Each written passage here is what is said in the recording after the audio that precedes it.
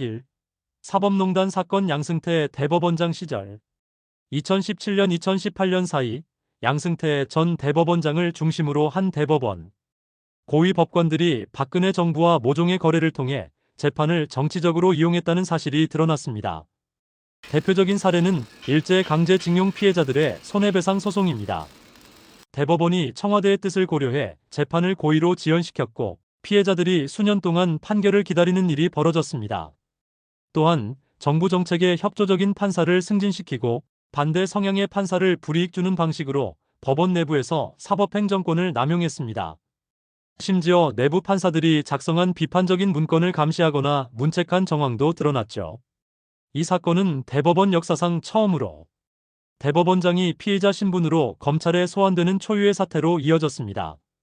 하지만 이후의 재판 과정에서 양승태 전 대법원장과 일부 대법관들에 대한 유죄 입증이 늦어지고 있고 일부 혐의에 대해서는 무죄가 선고되면서 사법 불신은 더욱 커졌습니다.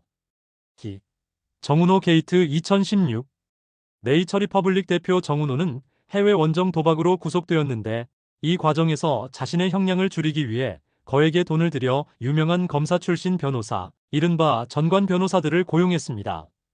이들은 판사나 검사에게 로비를 시도했고 그 과정에서 수억 원대의 수임료가 오갔습니다.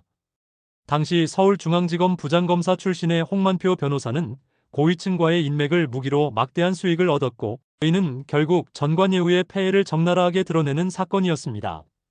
일부 판검사들은 로비에 연루돼 징계를 받거나 사직했으며 이 사건은 로펌과 검찰의 유착관계를 폭로한 계기가 되었습니다. 3. 김영준 검사 비리 사건. 김영준은 당시 검사 중에서도 특수통으로 불리는 엘리트 코스 출신이었습니다. 하지만 금품 수수, 여성과의 부적절한 관계, 부동산 비리 등 온갖 불법 행위를 저질렀음에도 오랫동안 문제 제기 없이 승진만 해왔습니다. 그는 스폰서로부터 수천만 원의 돈을 받고 사건 무마나 수사 정보를 흘려주는 등 공권력을 사적으로 남용한 정황이 드러났습니다.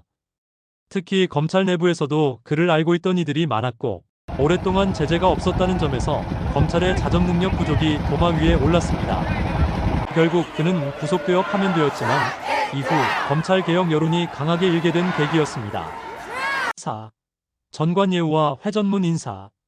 대한민국 법조계의 고질적인 문제 중 하나는 전관예우입니다. 검사나 판사로 오랫동안 일하다 퇴직한 인물들이 대형 로펌에 들어가 변호사로 활동하면서 여전히 현직 후배들과의 인맥을 이용해 재판에 영향력을 행사하는 구조입니다. 전직 고위 판사 출신 변호사들이 수억 원의 수임료를 받고 심지어 재판 결과까지 유리하게 바뀐다는 소문이 무성합니다. 이런 인사들은 전화 한 통만으로 판결이나 수사 방향을 바꾼다는 인식이 있어 국민들 사이에서 큰 불신을 자아내고 있습니다. 이로 인해 같은 사건을 맡아도 전관 출신 변호사를 선임하면 이긴다는 편견이 존재하고 결국 돈이 있는 사람만이 법의 보호를 받는다는 인식으로 이어졌습니다. 5. 판검사의 성범죄 및 갑질 사례들. 몇몇 판사나 검사는 권력을 남용해 성범죄나 갑질을 저지르기도 했습니다. 대표적으로 2018년에는 서지현 검사가 과거 검찰 선배로부터 성추행을 당한 사건을 폭로하며 한국의 해시태그 미투 운동을 촉발했습니다. 당시 법무부와 검찰은 오히려 서 검사를 좌천시키는 방식으로 2차 피해를 가했고 검찰 조직 문화의 후진성이 드러났습니다. 또한 술자리에서 후배 여검사에게 성희롱을 하거나 사건 처리 과정에서 특정 피해자에게만 편파적인 태도를 보인 판사 등이 징계를 받기도 했습니다. 그러나 이런 사건들 중 상당수가 경징계나 무혐의로 끝나면서 국민들의 분노를 샀습니다.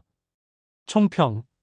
이처럼 한국 법조계는 고위직의 권력 남용, 정치적 재판 조정, 금전적 로비, 성범죄, 전관예우 등 다양한 비리 문제에 지속적으로 노출되어 왔습니다. 중요한 것은 비리 자체보다도 사법 내부의 자정 능력이 부족하다는 점입니다. 권력층은 대부분 서로를 감싸는 구조로 움직이기에 실질적인 개혁이나 책임자, 처벌은 매우 더딘 편입니다. 이러한 이유로 많은 국민들은 사법부를 성역이자 특권층으로 인식하며 불신이 깊어지고 있습니다.